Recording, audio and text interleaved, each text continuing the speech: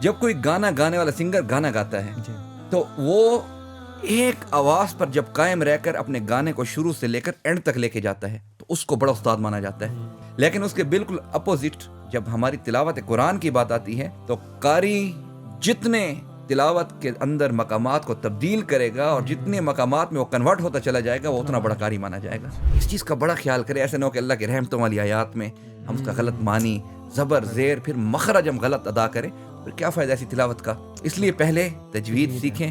تجوید کے بعد ضرور ضرور میں کہوں گا کہ مقامات میں اور خوبصورت آواز میں قرآن پڑھنا چاہیے. قاری صاحب اس سے مجھے ایک دو اور کوشچن آئے ہیں. یہ جو ہم مشہور اسکالرس کو سنتے ہیں، اسکالرس نہیں قراء کو سنتے ہیں، یہ کس میں کرتے ہیں؟ مشاری، یاسر الدوسی، کون سے مقام میں پڑھتے ہیں قرآن؟ اب بعض ادارے ایسے بھی ہیں، خیر میں اسے ٹھیک نہیں سمجھتا کہ اکثر اوقات وہ میوزک کے اوپر بھی اس مقام کی اسپیشلی جو ہے وہ ٹریننگ دیتے ہیں. اچھا سیکھا. اچھا، اس کا آپ نے بتایا یہ مرکز المقامات ہے، اور اس سے پہلے ہم نے پڑھا تھا المقامات. جی بالکل، وہ بیات تھا. کیونکہ یہ مقام تھوڑا سا پڑھنے میں مشکل ہے اور پھر اس کو پڑھنے کے لیے تھوڑا سا قوت بھی چاہیے، زور بھی چاہیے اور آپ کو صحیح ایک انرجی چاہیے. زد علیہ ورتل القرآن ترتیلا. ماشاء اللہ ڈاکٹر صاحب، اسی کے ساتھ ہمارا صنع بسحرک کا صنع والا باب ختم ہوا. اس کے ساتھ پھر با کے ساتھ جو ہم نے بیات آخری بیان کیا وہ بھی الحمدللہ کمپلیٹ ہو چکا ہے.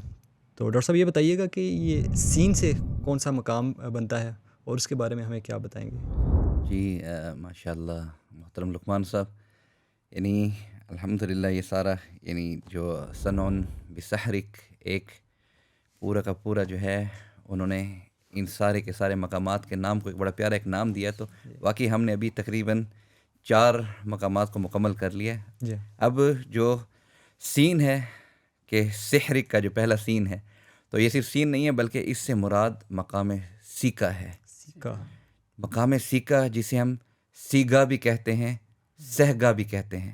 ٹھیک ہے. یعنی سہ فارسی زبان کا لفظ ہے 3.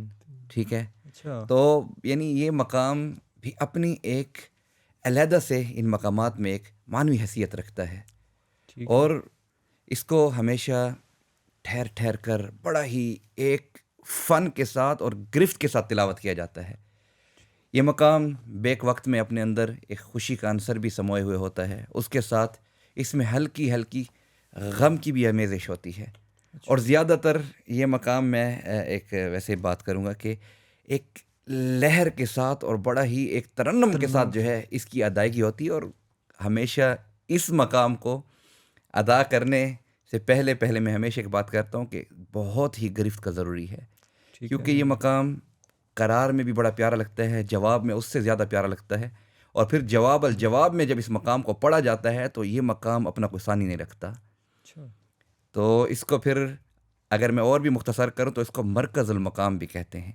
اس کو یہ حیثیت حاصل ہے کہ یہ مقامات کی مرکزیت کو جو ہے اپنے اندر جو ہے سموئے ہوئے تھامے ہوئے ہے کہ جو قاری جس مقام میں بھی تلاوت کرے گا، چاہے اس نے بیات سے شروع کی تلاوت، چاہے اس نے نہاون سے شروع کی، عجم سے شروع کی، جس مقام سے بھی وہ تلاوت کو شروع کرے گا، لیکن جب وہ سینٹر میں آئے گا اپنی تلاوت کے تو وہ ہلکا سا اس مقام کا ضرور ٹچ دے گا. بالکل. یا 1 2 آیت 3 آیت 4 آیت ایسی پڑھے گا کہ جس میں وہ لازماً سیکا کا ٹچ دے گا. اور اگر اس کو پڑھنے والا قاری ماہر ہے، اس کو اپنے فن کے ساتھ صحیح گرفت کے ساتھ پڑھ رہا ہے تو آپ یقین مانیں کہ سننے والے کے یہ کلیجے کو چیر کر رکھ دے گا. یہ اتنا خوبصورت مقام ہے. اور پھر اس کی بھی باقاعدہ جو ایک ریہرسل ہے، ریاض ہے، وہ ایک میں نے آپ کو بتایا نا کہ ایک سروں کی صورت میں.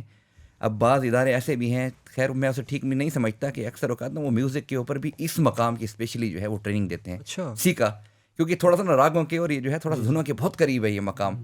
تو خیر وہ جائز نہیں ہے، لیکن بندہ ویسے اس کو سیکھنے کے لیے اپنی وہی بار بات ہے کہ مشق کو، پریکٹس کو جو ہے زیادہ سے زیادہ کرے تاکہ اس مقام کے اوپر بھی اس کو اچھی سی گرفت آ سکے. اور عموماً محترم لقمان صاحب یہ مقام جو ہے اللہ تعالیٰ کی ان آیات کریمہ جن میں خاص طور پر بندوں کے لیے کوئی وعید ہوتی ہے، ڈانٹ ڈپٹ کا کوئی ذکر ہوتا ہے، یا اس کے علاوہ کوئی 2 متضاد آیات چل رہی ہوتی ہیں، تو یعنی یا جس میں اللہ تعالیٰ اپنے احسانات کو جتلا رہے ہوتے ہیں بندوں کے اوپر بار وہ بھی سختی کے عنصر میں. تو اس میں تقریباً بڑے قراء جو ہے وہ اسی مقام کو جو ہے پڑھتے ہوئے استعمال کرتے ہیں. بالکل ٹھیک.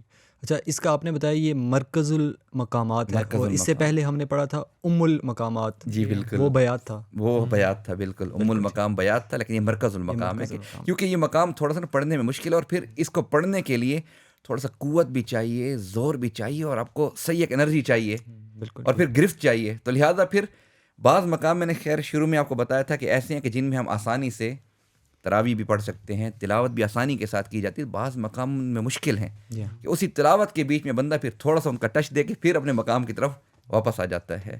کیسے یہ بھی ساتھ ساتھ بتاتے چلیں کہ یہ جو مقامات ہم جس طرح آہستہ آہستہ مشکل مقامات کی طرف بڑھ رہے ہیں، تو کوئی بندہ پہلے ہی نا اسی مقام پہ آ کے اس کو سیکھنا چاہے تو آپ کیا ریکمینڈ کریں گے؟ اس کو پہلے جو مقام صبا ہے یا نحوند ہے وہ سیکھنا چاہیے، یا وہ ڈائریکٹ بھی اس مقام پہ پہنچ سکتا ہے؟ دیکھیں عزیزم لقمان سے میں نے شروع میں شاید ایک بات آپ سے کی تھی کہ مقامات سب خوبصورت ہیں، اور سب سریں اور سب ان کی آوازیں جو ہیں وہ اپنی اپنی جگہ پر، یعنی ایک دوسرے کا مقابلہ نہیں ہے. اب میں نے شروع میں ایک بات آپ سے یہی کی تھی کہ جس حافظ صاحب کو، قاری صاحب کو جو مقام اچھا لگتا ہے پہلے وہ سنیں. ٹھیک ہے. اگر اس کی گرفت اس مقام کے اوپر یعنی مضبوط ہوتی ہے، کنٹرول مضبوط ہوتا ہے، تو اسی مقام میں اپنی آواز بنائے. ضروری نہیں ہے کہ کوئی مقام جو ہے وہ ہم اس کو جو ہے یعنی پہلے اس کو لے کے آئیں کہ نہیں پہلے آپ یہ سیکھیں، یعنی اس کے بعد آپ نے جو ہے ثانوی کوئی اور مقام ہم لے کے آئیں کہ نہیں بعد میں آپ یہ اس مقام میں تلاوت کریں. نہیں، گرفت سب پہ ہونی چاہیے. جیسے میں نے اپنا آپ کو بتایا تھا پرسنلی کہ میرا جو پسندیدہ مقام ہے وہ مقام نہاوند ہے. اب نہاوند سے ہم تلاوت شروع کرتے ہیں، ہمیں بھی ایک آسانی ہوتی ہے کہ ہماری گرفت ہے اس کے اوپر، پھر وہاں سے ہم کنورٹ ہوتے چلے جاتے ہیں دوسرے مقامات میں. تو اسی طرح اگر جس کو سیکا کے اوپر گرفت ہے، ماشاءاللہ اس کی آواز اس کے اوپر بیٹھتی ہے، اس کا گلا اس کا ساتھ دیتا ہے، تو وہ سیکا میں ہی شروع کرے. اور بڑے بڑے قراء کو میں نے دیکھا ہے جو صرف سیکا میں ہی تلاوت کرتے ہیں، حجاز والے حجاز میں ہی تلاوت کرتے ہیں، اسی میں ہی مشہور ہو گئے. اس طرح رست والے رست میں کرتے ہیں، بیات والے اس طرح عجم والے جو ہے وہ عجم میں ہی تلاوت کرتے ہیں. یہ تو ایک اپنی اپنی ایک جو ہے پسند ہے، پسند کی بات ہے. لیکن پھر بات وہی ہے کہ چلیں اگر تلاوت کو بیات سے شروع کیا پھر اس کو رست میں لے کر آ گئے، تو پھر قاری ایک جگہ پر آ کر، کیونکہ یہ بھی ایک فن ہے. اور ایک آپ کو ایک پتے کی بات بتاؤں، ویسے ابھی میرے ذہن میں اچانک یہ بات آئی کہ اگر ہم ایک باطل علم ہے گانا، لیکن میں ایک مثال دینا ضروری سمجھتا ہوں اس چیز کی کہ اس میں نے جو ایک میرا تجربہ جو سننے میں ایک بات آتی ہے کہ جب کوئی گانا گانے والا سنگر گانا گاتا ہے تو وہ ایک آواز پر جب قائم رہ کر اپنے گانے کو شروع سے لے کر اینڈ تک لے کے جاتا ہے تو اس کو بڑا استاد مانا جاتا ہے. گانے میں یا غزل میں اس کا اپنی ایک آواز کے اوپر قائم رہنا جو ہے اس کا بڑا ہی اس کا ملکہ مانا جاتا ہے، اس کو بڑا ماہر سمجھا جاتا ہے. لیکن اس کے بالکل اپوزٹ جب ہماری تلاوت قرآن کی بات آتی ہے تو قاری جتنے تلاوت کے اندر مقامات کو تبدیل کرے گا اور جتنے مقامات میں وہ کنورٹ ہوتا چلا جائے گا وہ اتنا بڑا قاری مانا جائے گا. تو یعنی یہ بھی ایک چیز میں آپ کو بتا دوں، ہماری قرات کی اس ماشاءاللہ اس فیلڈ کے اندر بڑا سمندر ہے. تو اس میں قاری جیسے جیسے یعنی ایک لطف ہے نا، جب سننے والے کو جو ہے وہ مزہ دے رہا ہے، ایک نئی نئی ورائٹی دکھا رہا ہے کہ آؤ 2 آیتیں میں نے بیات میں پڑھ لی، 2 آیتیں میں نے نحوند میں پڑھ لی، آؤ میں سیکا میں کنورٹ ہو گیا، تو وہ ایک مزہ دوبالا کر دیتی ہے. تو جیسے جیسے وہ کنورٹ ہوگا تو بالکل یعنی وہ اتنا ہی ماہر مانا جائے گا. لیکن ہاں ایک بات پھر کہ ان مقامات کو سیکھنے سے پہلے وہی بات کہ تجوید کا ہونا ضروری ہے.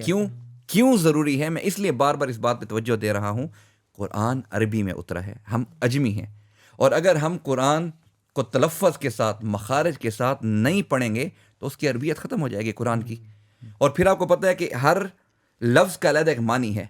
اب جیسے اگر لا علمی میں اب دیکھیں قل ہے، اس کے مقابلے میں کل ہے، ایک قاف والا قل ہے اور ایک کاف والا ہے. اب قل کا کیا مطلب ہے؟ کہو، جو کاف والا ہے 2 نقطوں والا ہے. اور اس کے مقابلے میں اگر کل کو ہم استعمال کریں تو کل کا کیا مطلب ہے؟ کھاؤ.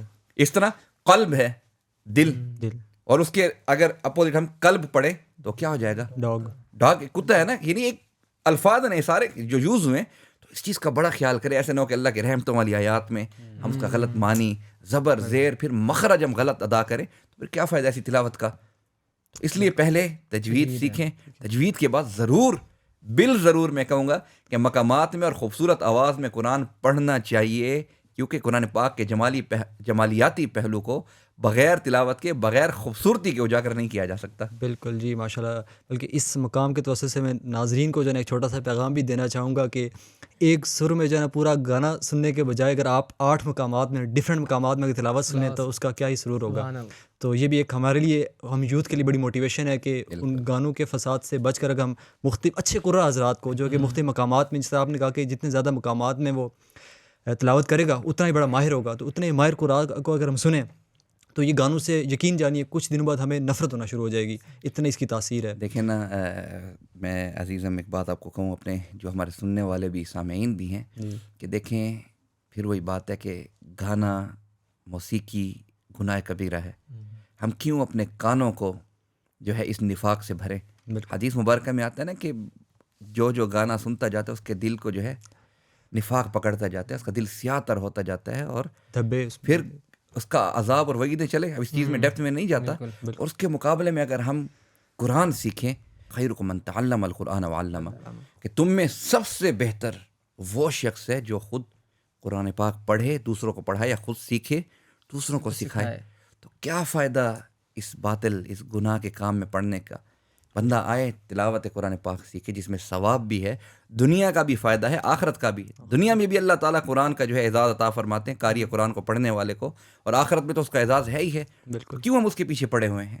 بالکل ایسے۔ قاری صاحب، اس سے مجھے ایک 2 اور کوشچن آئے ہیں۔ یہ جو ہم مشہور اسکالرس کو سنتے ہیں، اسکالرس نہیں، قراء کو سنتے ہیں، یہ کس میں کرتے ہیں؟ مشاری، یاسر الدوسی، کون سے مقام میں پڑھتے ہیں قرآن کو؟ دیکھیں، یہ بھی انہی مقامات کے اندر ہی تلاوت کرتے ہیں، اور یہ مشہور ہمارے خاص طور پر مشاری راشد اللہ فاسی صاحب مشہور بھی اسی لیے ہیں کہ ان کی تقریباً تلاوت جو ہے مقامات کے اوپر ہی ہے۔ بعض قراء جو ہے وہ ایک مقام کو لے کے چلتے ہیں، اور اسی مقام کے اندر وہ پھر بعض جگہ پہ ٹچ دیتے ہیں، لیکن مشاری صاحب کی ایک، میں یہی کہوں گا نا کہ امتیازی جو ایک خصوصیت ہے سب قراء کے اوپر، کہ ایک تو قرآن انہوں نے ایسے پڑھا کہ شاید کسی نے پڑھا ہو، اور پھر دوسرا کہ یہ اپنی تلاوت میں سب مقامات کو لے کے آتے ہیں، سب ہر مقام کا ٹچ دیتے ہیں، اور بڑا ہی خوبصورت انداز میں ٹچ دیتے ہیں کہ سننے والا ایک دفعہ جو ہے مزید جو ہے روحانیت کو محسوس کرتے ہیں، اور اس کا لطف دوبالا ہو جاتا ہے تلاوت سننے میں۔ قاری صاحب، ہم آپ سے ریکویسٹ کرتے ہیں کہ آپ اس مقام میں بھی ہمیں کچھ قرآن کی آیتیں پڑھ کے سنائیں۔ چلیں، میں کوشش کرتا ہوں کہ اس مختصر سے وقت میں اس مقام کا تھوڑا سا انشاءاللہ ٹچ دے دوں کہ کیا اس کی آواز ہے۔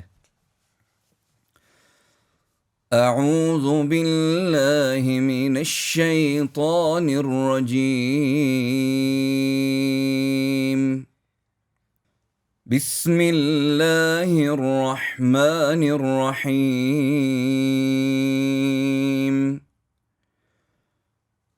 وآتاكم من كل ما سألتموه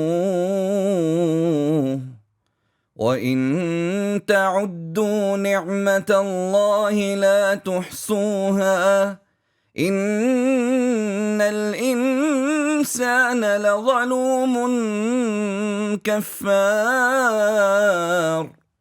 تو اس طرح جو ہے اس مقام کو، کیونکہ وقت نہیں ہے کہ میں ذرا اس کی، کیونکہ اس مقام کو شروع کرتے وقت تھوڑا سا نا آپ کو ایک ٹائم بھی چاہیے، اور ذرا تھوڑا سا ایک تمہید بھی، فلو بھی چاہیے۔ تو خیر، میں نے ٹچ اپ کو دے دیا، انشاءاللہ جب ہماری اگلی سیریز ہوگی تو اس میں پھر تفصیل کے ساتھ انشاءاللہ جو ہے اس کو ڈیفائن کروں گا۔ بلکہ ہمیں محسوس بھی ہو رہا تھا، جتنی آپ کی انرجی لگ رہی تھی نا، وہ محسوس بھی ہو رہا تھا کہ واقعی میں یہ